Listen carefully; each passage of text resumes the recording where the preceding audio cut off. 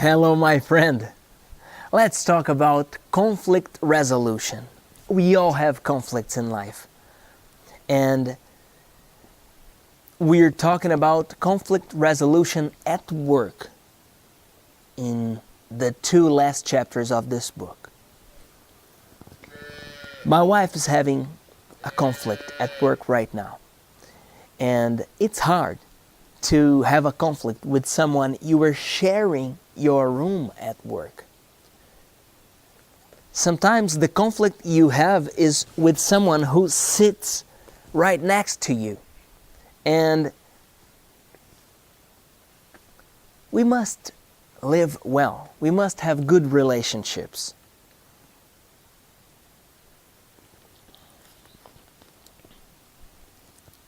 If you want to solve a problem, if you want to solve a conflict, don't try to paint yourself as completely blameless at the expense of the other party. It only increases self-justification and defensiveness by the other side. Keep the focus on the present and the future. Don't get hung up on the past. When you get involved in conflict, you become vulnerable. And you can lose your job. It's important to do 2 things when you are in conflict. The first, to try to solve the conflict. And the second, to show your boss, your manager, your organization that you are valuable to the organization.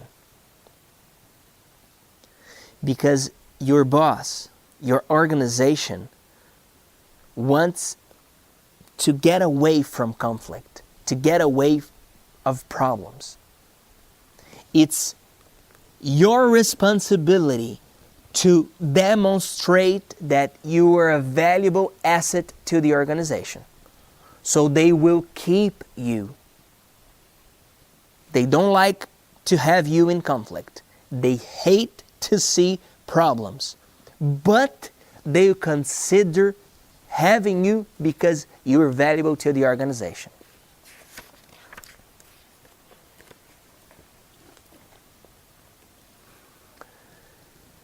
Listen to what Dale Carnegie says about body language.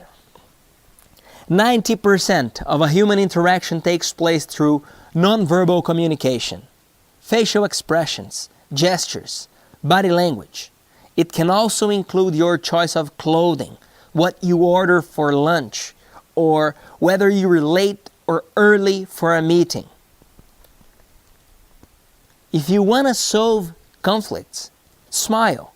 Make eye contact. Mirror the postures, gestures, and tone of voice of the other party. When you do it, his or her brain receives very assuring signals. The message when you mirror people's attitudes, gestures, words, the message to their brain is, oh, that person thinks like me. We have the same point of view.